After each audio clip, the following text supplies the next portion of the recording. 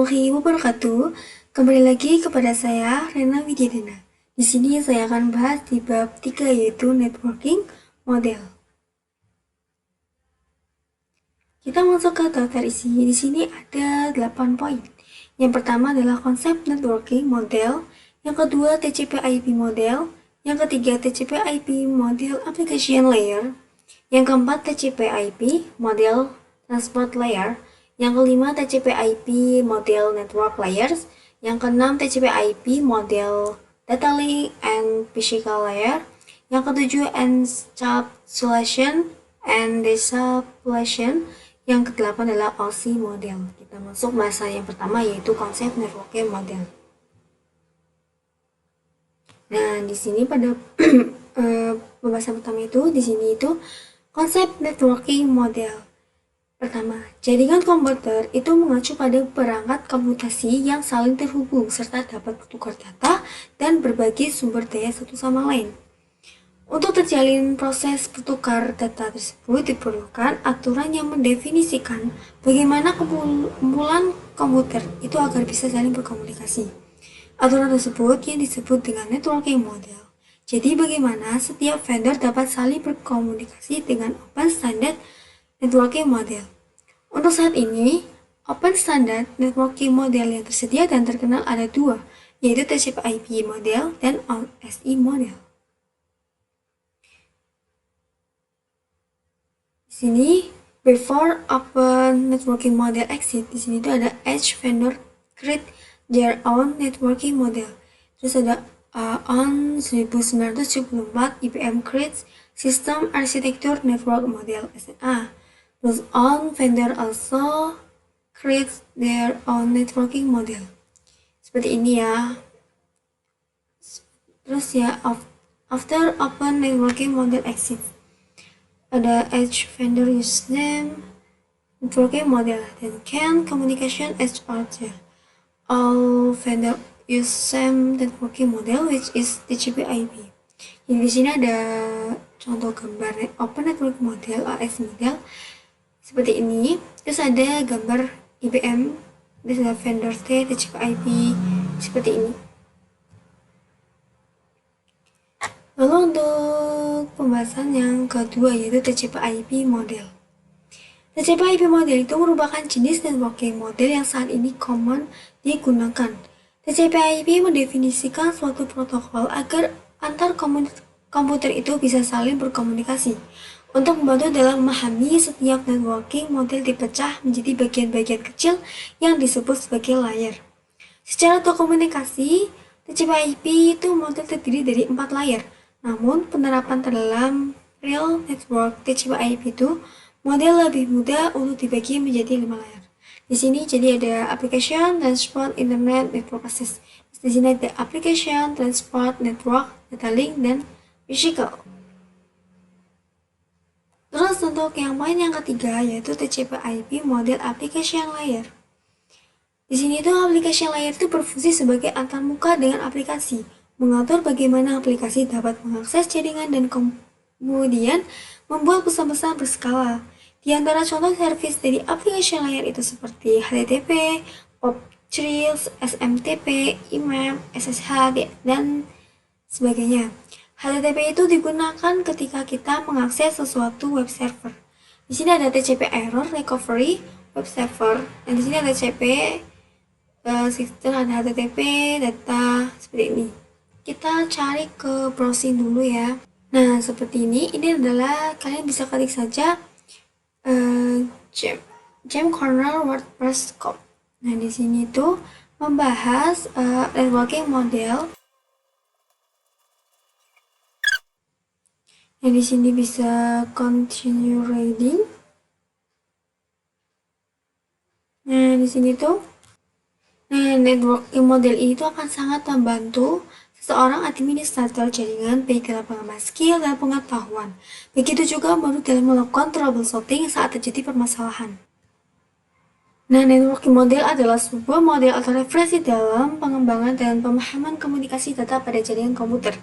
Secara sederhana, penjelasannya itu seperti jaringan komputer adalah sesuatu yang rumit dan kompleks. baik itu dari perangkat-perangkatnya, media penghubungnya, sampai pada aplikasi yang berjalan di dalamnya.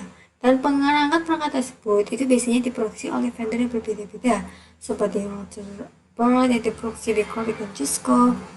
Terus kemudian web browser ada yang dibuat oleh Google dan Mozilla dan lain sebagainya. Dari hal-hal tersebut disinilah fungsi networking model tersebut. Perannya adalah untuk memisahkan fungsi-fungsi jaringan komputer tersebut. Nah, bagaimana sih caranya? Caranya itu adalah dengan membuat beberapa lapisan fisik hingga non-fisiknya. Pada setiap lapisan terdapat kumpulan-kumpulan atau run yang harus diikuti oleh setiap komponen agar dapat saling berkomunikasi dengan komponen yang lainnya. Dengan demikian, dapat kita sederhanakan bahwa tujuan dibuatnya networking model adalah sebagai acuan aturan yang harus diikuti oleh pembuat perangkat vendor. Nah, di sini itu kita perhatikan perbedaannya antara Charles networking dan model networkingnya seperti ini. Lalu kita coba perhatikan dua buah gas. Model networking itu di atas dapat dilihat bahwa Charles networking sangat acak-acakan seperti ini ya. Dan tidak terstruktur dan pada networking model, maka setiap fungsi jaringan komputer sudah berjalan dengan aturannya. Bukan hanya untuk vendor, kita juga sebagai pengguna lebih dimudahkan dalam memahami. Lalu di sini untuk manfaat networking model.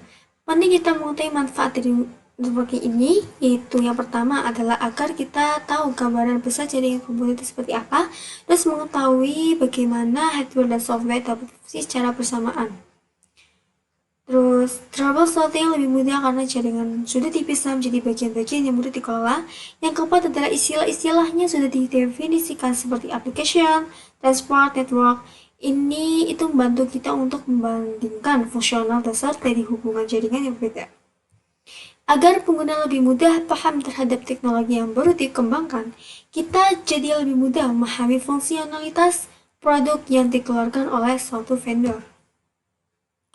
Nah, di sini tuh setiap layar bertanggung jawab mendukung lapisan di atasnya dan menawarkan layanan ke lapisan di bawahnya.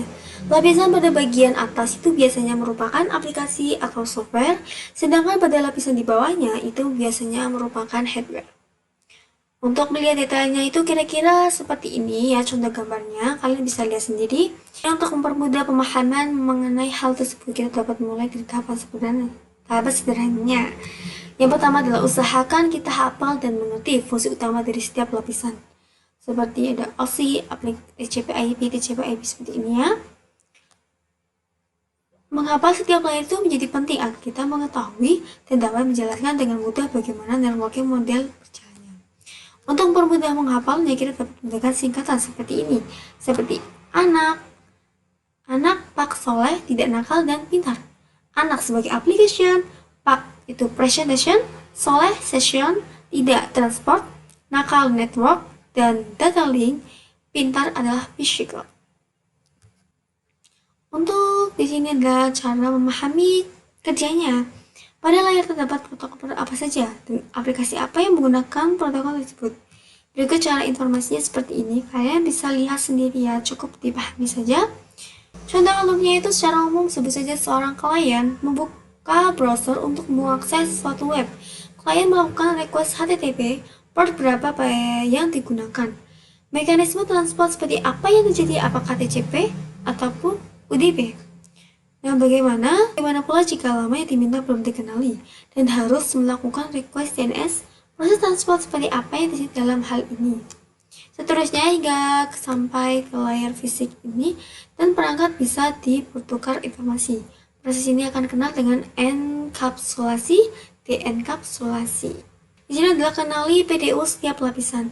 PDU atau protokol data unit, sebuah unit data dari protokol tertutup dari tiap layar yang mengandung informasi data. Bingung kan? Ya, bingung sekali. Di sini tuh intinya nanti PDU ini memiliki file-file informasi yang harus dibongkar dan kemudian dibungkus kembali ataupun disebut encrypt. Ini penting pada bab selanjutnya akan terus-menerus kita singgung, jadi mohon ingat baik-baik. Yang pertama ada layar 5-7 application, session, presentation, data, layar 4 transport, segment. Yang ketiga layar 3 network, page card. Yang keempat layar 2 data link, frame. Yang kelima layar 1 physical bit. Nah, di sini tuh jangan bingung kalau ada yang menyebutkan penerimaan data atau perangkat di jaringan. Anggap saja itu mencakup semua PDU di atas. Jangan pula salah menempatkan ketika berbicara routing, menyebutkan transmisi frame atau ketika berbicara switching, menyebutkan data atau segmen. Nah, sekian pembahasan dari TCP model application layer. Kita masuk di pembahasan yang keempat, yaitu TCP IP model transport layer. Di sini tuh fungsi dari transport layer adalah menyajikan atau memberikan service ke aplikasi layer transfer data. Untuk transport layer terdapat dua protokol yang sering digunakan, yaitu TCP dan UDP. Salah satu mekanisme yang disediakan oleh transport layer khususnya pada TCP itu adalah error recovery mechanism. Nah, di sini tuh ada TCP error recovery-nya itu seperti ini. Jadi ada web seperti ini. Terus ada protokol TCP UDP. TCP is more reliable. TCP digunakan untuk IP karena support error rejection.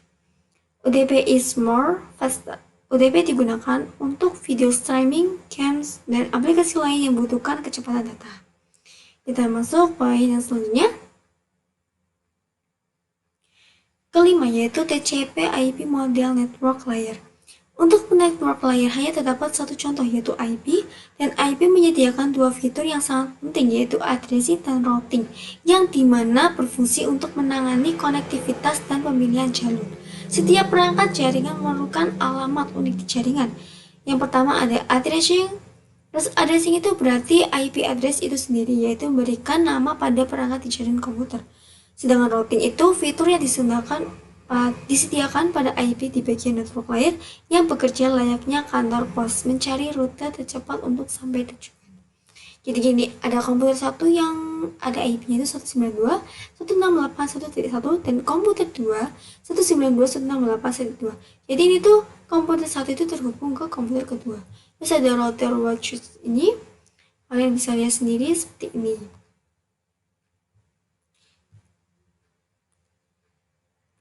Lalu untuk poin yang ke-6, itu TCP IP model data link layer physical layer. Di sini ada data link layer mendefinisikan protokol yang dibutuhkan pada physical layer. Salah satu fitur pada data link layer ialah VCS atau Frame Check Sequence, yaitu error detection mechanism hanya mendeteksi error tanpa recover. Addressing yang digunakan pada data link layer adalah MAC address. Physical layer mendefinisikan cabling pada suatu jaringan komputer atau mendefinisikan secara fisik apa yang digunakan untuk menghubungkan antar device. Jadi seperti ini ada komputer 1 dan komputer 2. Di sini kita masuk poin yang ketujuh, yaitu encapsulation and subclassification. Di sini encapsulation itu proses membungkus data dengan hacker pada data di setiap layernya. Adapun encapsulation itu maka itu berarti sebaliknya. Nah, encapsulation itu ilustrasi datanya itu aplikasi ditambahkan TCP atau UDP, header ini menjadi segmen, lalu segmen itu masuk ke network layer, ditambahkan IP header, lalu menjadi paket data link layer, lalu ditambahkan header dan trail, lalu akan menjadi frame. Nah, di physical layer itu dikirim sebagai bit atau 0 dan 1. Proses dari pengiriman tersebut disebut encapsulation. Saat data diterima lapisan-lapisan header itu dihapus satu persatu, maka segmen itu berhasil diterima. Nah, kita masuk poin yang selanjutnya, terakhir, yaitu OSI model. Menurut saya ini model yang sering digunakan hanya TCP IP, karena untuk dari sisi perkembangan protokolnya, itu modelnya TCP IP lebih dominan dibanding OSI layer. Namun OSI layer itu biasanya dipelajari karena mudah dipahami. Sebelum networking, model ada setiap vendor membuat atau memiliki networking itu model masing-masing. Karena setiap vendor itu memiliki networking model yang berbeda-beda, maka komunikasi vendor sulit dilakukan.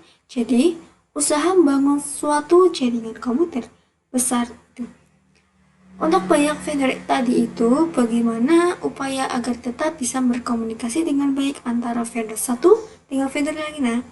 Oleh karena itu, dibuatlah sebuah model atau sebuah standar atau spesifikasi minimum oleh ISO atau International Organization for Standardization pada tahun 1954, yaitu dengan nama OSI, Open System Interconnection Ada juga disebut OSI layer model. Di sini ada OSI model layer. Nah, terdapat 7 lapisan pada model OSI. Yang pertama ada application layer, yang kedua presentation layer, yang ketiga session layer, yang keempat transport layer, yang kelima network layer, yang keenam data link layer, yang ketujuh physical layer. Nah, di sini ada OSI model versus TCP/IP modelnya. Seperti ini ada L7 PDU, terus L6 PDU, terus L5 PDU, L4 PDU, L3 PDU, L2 PDU, dan bit. Di sini ada lower layer berkaitan dengan user interface dan data formatting serta communication session 1-4. Upper layer berkaitan dengan bagaimana data itu mengalir dari 5 hingga 7. Seperti ini kalian bisa dipahami sendiri. Seperti itu. Sekian, terima kasih sudah menonton video saya. Apabila ada penjelasan yang kurang dipahami, mohon dimaafkan. Wassalamualaikum warahmatullahi wabarakatuh.